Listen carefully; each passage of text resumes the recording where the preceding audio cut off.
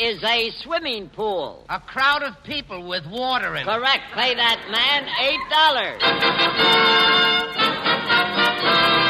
$8. What is the slowest thing on earth? A nudist trying to get through a barbed wire fence. Correct. Pay that man $9 because... It pays to be ignorant. Well, here we are again with the quiz program which, and I say this with all modesty, has met with more disdain than any other program on the air. We have a board of experts who are called big thinkers by people who lisp. First we have the... Oh, it ain't that good. First, we have the celebrated author, Mr. Harry McNaughton, who has just written a book entitled How to Raise a Canary from Canary Seed, or How to Get the Bird in One Easy Lesson. But here he is, the ham that came to dinner, Mr. Harry McNaughton. I have a poem, Mr. Howard. Surprise. I have a poem dedicated to Miss McConnell. Oh. Lulu, Lulu, will you get up? Mother, I'm not able. Uh-huh. Lulu, Lulu, you must get up. The horse wants to use the stable. The horse.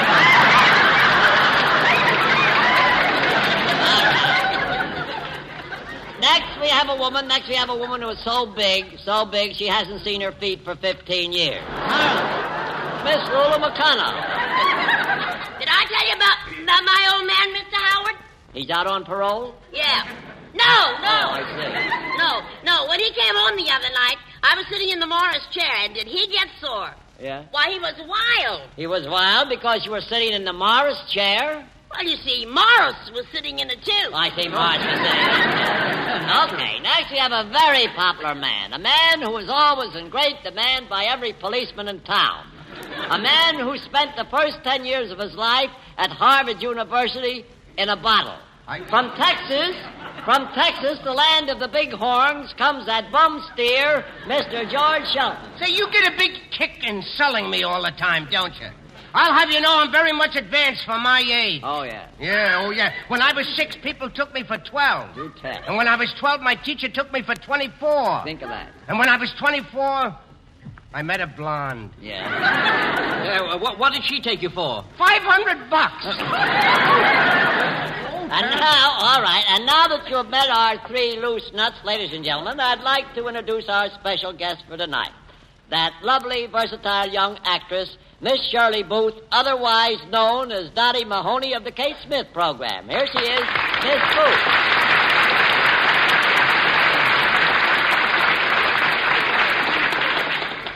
Good evening, Miss Booth. It certainly is wonderful of you to pay us this visit. Well, this is not a social call, Mr. Howard. I'm here on business. Business? What sort of business? Well, I represent the Women's Elevator Derrick and Suspender Society. I see. Wait a minute. The Women's Elevator Derrick and Suspender Society? Yes, it's a very uplifting organization. Uplifting organization. I see. You see, every woman in our organization is pledged to wear her left arm in a sling. Wear her left arm in a sling? I suppose there's a reason. Oh, yes.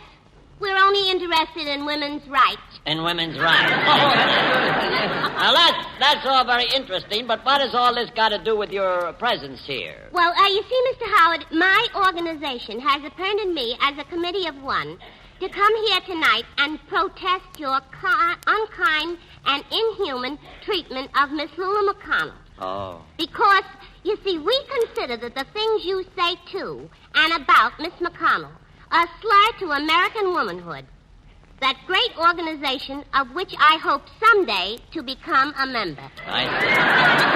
Yes. Well, Miss Booth, let me ask you, have you ever met Miss McConnell? No, but nobody could be as fat and homely and dumb as you say Miss McConnell is. I see. Well, that's Miss McConnell sitting there beside you. Huh? Yes. Oh, it is. Well, perhaps we were a little hasty. I see. After all, there are 2 sides to everything. Everything but Miss McConnell.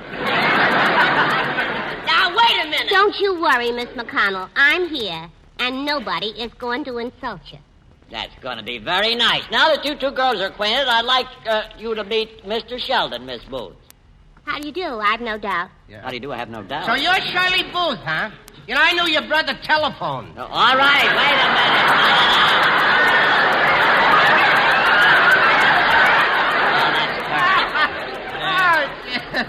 Oh, you'll get used to me, Miss Booth. Do I have to? All right, that's very good, Miss Booth. To your left, Miss Booth, is Harry McNaughton. How do you do? It's a pleasure. How do you do? It's indeed a pleasure. Couldn't we go somewhere after the program? Have a spot of tea and a nice hot crumpet? Oh, sure. I love Charlie Spivak. Yep. Charlie Spivak, what's he got to do with it? He plays a hot trumpet. A hot trumpet? Please, Miss Booth. At least I think you're going to be right at home here, so let's see if you can help us to answer some of the questions. Well, I'd be very glad to. But I must ask you not to insult Miss McConnell. All right, I'll try and behave tonight, Miss Booth. Here's the first question. It's about sports. Where is the game of ice hockey played? On a tennis court, on a pool table, or on ice? Oh, that's an easy question. Fine. Can you answer it? Well, it's not that easy. I see. You know, I used to play hockey when I was a boy. You did? That's fine. Yeah, I never went to school. You know, all right. My old man is a hockey player. He's been in hockey for years. I say, Mr. Howard, did you hear about the fellow who took his girl into a pawn shop? No, why? He wanted to get her alone. He wanted to get her alone.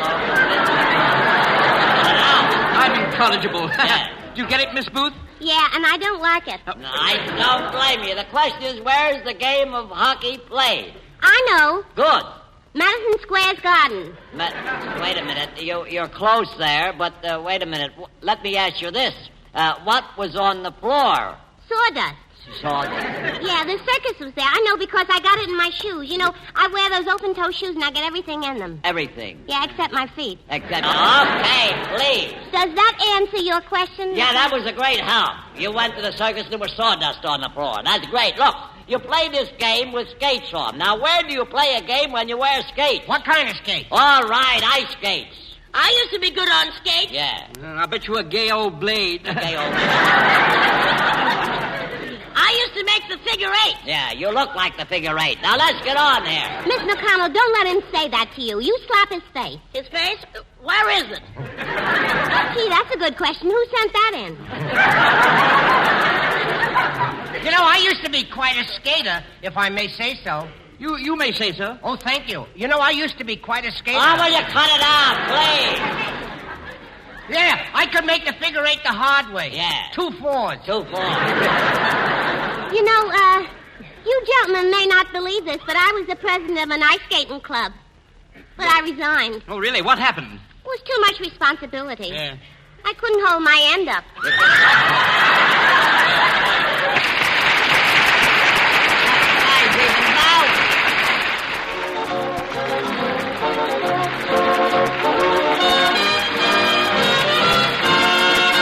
Thank you. Now, Mr. Roberts, will you tell us who was our first contestant this evening, please? Yes, I'll be very happy to, Mr. Howard. Our first guest tonight is Machinist Mate Second Class Bob Roth of the United States Coast Guard. Oh, from the Coast Guard. Very good. How do you do, Bob? And thank you a lot for coming up. We're very, very glad to have you here, I'm sure. Isn't he sweet? Yeah. Hello, Toots. Never mind, please. Miss McConnell, are you allowed to make passes at the contestants? Listen, please. You're not allowed to make passes. Well, I was just asking. Yeah, all right. Nothing ventured is worth a pound of cure. Nothing better. Very good, yeah. A Rolling Stone saves 9. Pay no attention to them, will you? How do you do? We're very pleased to have you with us, Bob. Would you kindly tell us where your hometown is? Bergenfield, New Jersey. Bergenfield, New Jersey. Very good. Bergenfield, Missouri. Yeah. My God. Well, slip me an aspirin and call me shaky. Yeah. Yeah, I used to work in that town. Yeah, so did I. I did, too. I was a hitchhiker in a beauty parlor. You were a hitchhiker in a beauty parlor? Yeah, I made finger waves. Hey, wait a minute. What is this? She took the words right out of my mouth. All right. If she'd been a little quicker, she'd have taken my teeth with her. What teeth? Look, we have a contestant here. Let's show him a little respect. How long have you been in the service, Bob? Would you care to tell us? About 2.5 years. 2.5 years, boy. Congratulations. You certainly do make a fine-looking sailor. Yeah, he sure does. He reminds me of my boyfriend. He's in the service, Miss McConnell. Really? Your boyfriend's in the service? Yeah. Why don't you bring him with you? I just love to meet him. Oh, he couldn't come. His head's all full of bandages. My goodness, what happened? He was saluted by an army mule. He was... I think You know, Bob, I was in the Navy in the last war. Yes, I was, really. I was a porthole tester. A porthole tester? Yes, you see, I used to stick my head through a porthole, and if I couldn't get it out again, you see, the hole was too small. Pay no attention. Jolly stuff, you know. I imagine. That's using his head, though, you know. All right, let's get on there. What did you do before you entered the service, Bob? I was a porthole tester. I'm not talking to you. Pardon me, Bob. What was it you said? I was an insurance salesman. Oh, you were an insurance salesman. I see. Well, we're very, very happy to have you with us. You sure are. What's your first name, honey? I just got through telling you it's Bob. Oh, Bob. Yes. Oh, I didn't hear you. Yeah, okay. Oh, Bob. Is that cunning, Bob?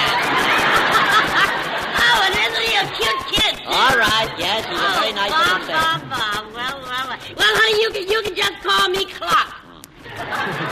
I'm up to the minute. Yeah. And you're just as cuckoo, too. Bob, you can do us a favor here, if you will. Will you reach into the dunce cap there and pick out a question for us, please? And would you be kind enough to read the question, if you will? Right into the microphone there.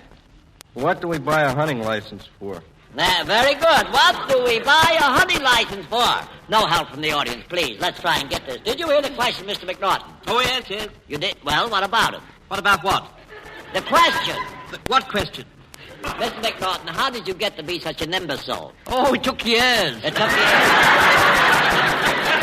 Hey, I heard the question, Mr. Hart, is about hunting. That's right. You know anything about hunting? Do I know anything about hunting? That's my Why, question. I lived in the African jungle for years with nothing but gorillas and apes all around me. Sort of a family reunion. One night I got up in the middle of the night and I shot an elephant in my pajamas. Yeah. Oh, that's silly.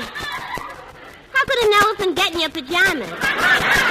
Say, Miss Booth, now, that's a very... Look, Miss Booth, you certainly do look like a sensible girl. A sensible girl is not as sensible as she looks, Mr. Howard. Oh. Because a sensible girl has more sense than to look sensible. Oh, I see. That's very good psychology. Of course, you know, I'm not bragging myself, but I'm somewhat of a big game man, you know. Yeah. I've seen tigers and lions and elephants all around me. Why don't you pay a little more and get good liquor?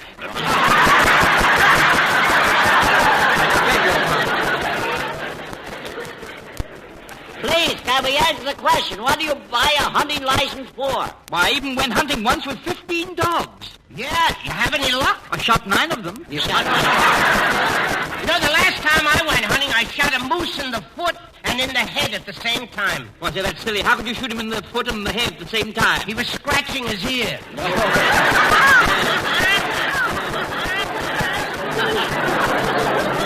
Talking about shooting, I'll never forget the time Papa shot a snow darling. Well, a snow darling. Is that an animal? A snow darling? Oh, sure, it's a very common animal. Snow darling. Never heard of it. No? No doubt. What does it look like? Oh, it's a big animal. You know, with a long nose and horns on its head. Papa has it hanging over the fireplace. Wait a minute. You mean reindeer? That's it, a reindeer. Well, what did I say? And now, before we introduce our next guest, we have an orchestra here which the union insists that we must pay. Of course, it's money wasted, but we might as well use them. Here he is, Dr. Novick, and his orchestra playing poet and peasant. It's all. Who is our next contestant, Mr. Roberts, please? Our next guest, Mr. Howard, is a very lovely young lady, Private Margaret Hahn of the Women's Army Corps. Oh, how do you do, Miss Hahn? Good evening, Miss Hahn, and welcome to It Pays Bigger. How do you feel, Miss Hahn? Fine, thank you. Well, that's fine. She's very charming, isn't she, Miss McConnell? Isn't she, though? I bet my boyfriend would like her. Why? Doesn't he like you? Well, the other day he told me to go jump in the lake. He did? Oh, that was terrible. Yeah, and when I came out, he was gone. Why, the dirty bum. Be careful. Miss McConnell, be careful. There's sailors in the house. Would you kindly tell us where your hometown is, Miss Hahn? Brooklyn, New York. Oh, Brooklyn, New York. Oh, Brooklyn. You know, I used to go with a girl in Brooklyn. I imagine. Yeah, I traded her in, though, for a box of peanut brittle. Oh. Boy, I wish I had her back. So you found out you really loved her? No, I want another box of peanut brittle. Don't let them make you nervous, Miss Hahn. Let's get on, please. Mr. Howard. Yes? Miss Howard is very charming. All right, yes, she's I charming put myself out for a girl like Miss Howard. Yeah, but would you stay out? That's the question. How long have you been in service, Miss Hahn? 6 months. 6 months. That's fine. Would you be good enough to reach into the dunce cap there and pick out a question for us, if you will, please? And would you be kind enough to read the question? Just read it right into the microphone. What country did this originally... It's not in English. They don't write them in English. Siamese twins come from? No, we can't blame you for that. What was the question? What country did the original Siamese twins come from? Oh, thank you a lot. What country did the original Siamese twins come from? Mr. Howard, what nationality were they? Wait a minute. That's the answer to the question. It is? Boy, we got that one quick. Yeah. What's the next question? Wait a minute. What's the next question? You haven't got the answer. Did you know I was a twin? You were a twin? Where's your sister? She's both of them. I will thank you, Mr. Howard, not to talk that way about Miss McConnell. I see. Because, after all, we're all sisters under the same skin. Uh-huh. And it just seemed to me that last remark of yours was made with malice and forethought. All right, Miss Booth, I'm sorry. I'm sorry. Oh, thank you very much. I apologize once to you, Miss Booth, and twice to Miss McConnell. Oh, Mr. Howard, that's more than generous. Well, I'm glad you're satisfied. Now, let's get on. Thank you very much. Yeah, okay. Miss Booth, did anyone ever tell you that you were wonderful? Oh, yes, I've told myself that hundreds of times. Look, the question is about twins. Oh, I met 2 young ladies last week who were twins. Yeah? Did you have a good time? Yes and no. Yes, Please, look. What country did the Siamese twins come from? It's a simple question. I believe the country is noted for its rugs. Now, Mr. Howard, I know a song that would help you with the question. You want to hear it? No. Thank you. I'll sing it. I see. I'll sing it a cappella. Uh-huh. You know, that means unaccompanied by the orchestra. You're smarter than I thought you were. Well, when I'm finished, I'm sure you'll know what country the Siamese twins come from. Well, maybe it will help. Siam, I'm so lonesome where I am. Come and meet your own Macaim. You'll understand and come to my Persian garden. I'll ask the gods for pardon. Ain't that As before the temple door we stand. They're hand in hand. There's lots of room here on this rug of mine for 2. And all I want's my little jug of wine and you. I'm so lonesome where I am. You'll know who's waiting for you when you come from Siam. You're Roma Kayam.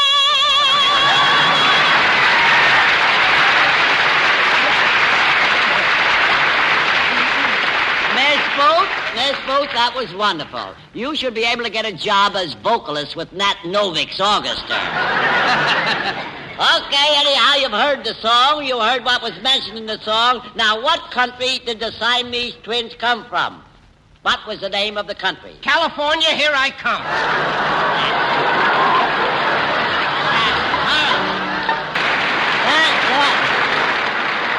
Please, they didn't deserve that. So now, before we put the dummies back in the box, I'd certainly like to thank our good friend, Miss Booth, for being with us tonight. It was marvelous of her to come over here. And next week, while I'm at it, I'd like to tell you about our next guest. It's Adolphe Monjou.